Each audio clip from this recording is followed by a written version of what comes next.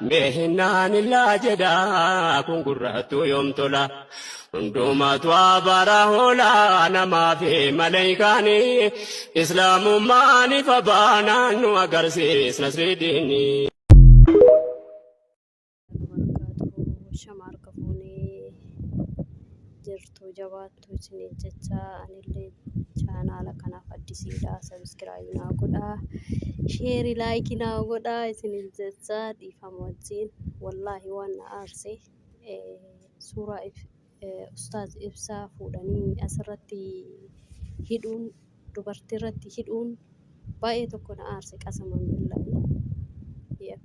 Dhalachuu kiyya of jibbe dubartii ta'uu kootti gaabbe wallaahi osoo waan harka kiyya jiraatu taate uf jijjiira qasaman billaahi uf jijjiira haywaanatti uf jijjiira osoo waan harka kiyya waan uf jijjiiru taate jechuudha.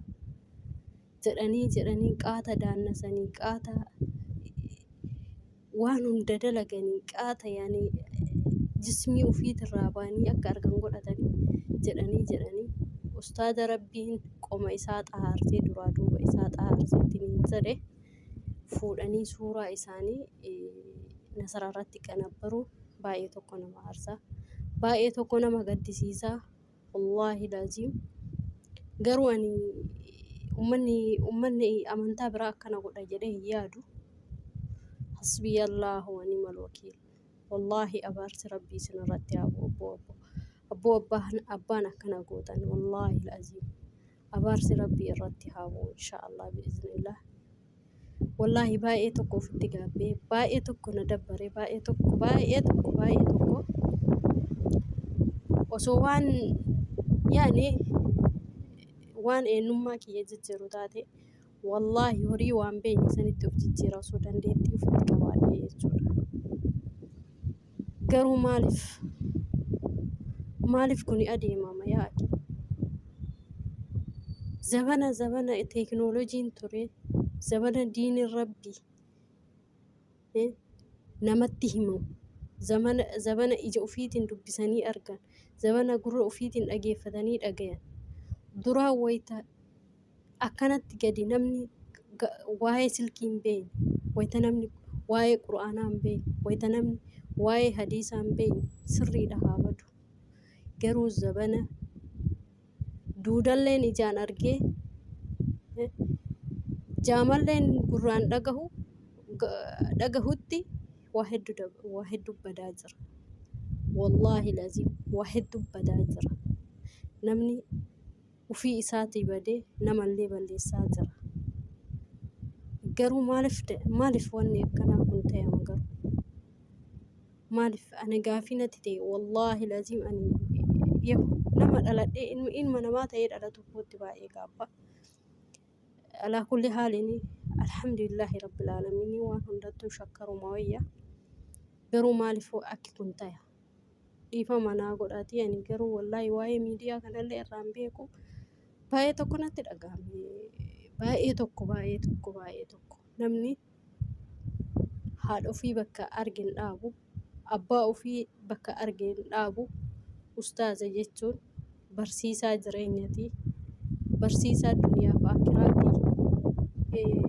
yaani abbaa ofii namni bakka argin dhaabu ustaaza jechuun abbaadha ustaaza jechuun wallahi galmee duniyaa fi aakiraati tabaruuti tar'aa haa taatu namni bakkuma duniyaa argatu soqa malee bakka akiraa argatu soqu bakka akiraa irraa dhufti jedhan hin barbaadu namni bakkuma birriin irraa dhufti jedhan barbaada malee garuu isaa boru argitanii duniyaan tuni wallaahi ergisa mana ergisaatirra taa'aa jirra namni rabbiin akka teettutti si keessaa rubbuutee fuudhuu danda'a. Akka ciiftutti si keessaa rubbuutee fuudhuu danda'a. Akka deemtutti si keessaa rubbuutee fuudhuu danda'a. Guyyaa hin beekan, yeroo hin beekan, sa'atii hin beeknu, sekondii hin beeknu, daqiiqaa hin beeknu. Addunyaan tun ergisa. Har'a nama meeqa dhabamaa jira? Har'a nama meeqa nama kalee ilaalatti argan har'an argan. Maaliif jennaan gaafa guyyaan dhufe hin fuudha rabbiin. Gaafa guyyaan dhufe kara ofii nama fuudha jechuudha.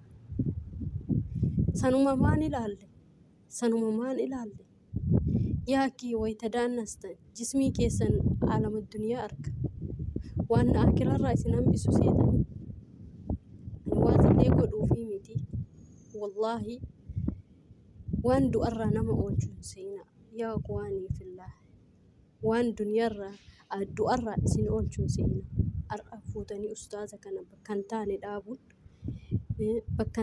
dhaabuun baay'ee ulfaata.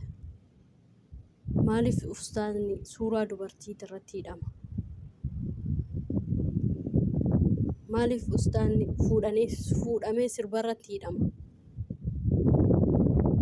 Waan biraa osoo taatee ajandaa godhattan. Ustaaza maaliif suuraa qaama ta'uu haa baatu suuraan isaanillee kabajaa qaba wallaahi laazim kabajaa qaba. Namni rabbi xahaarsee namni rabbi addunyaatti illee xahaarsee akiratti illee xahaarsee yoomuu kabajaa qaba. Mangistiidha. Mangistiin bakka qoshaashaa dhaabatu hin qabu. Argitanii isaanii jechuun bakka xahaarati xahaara.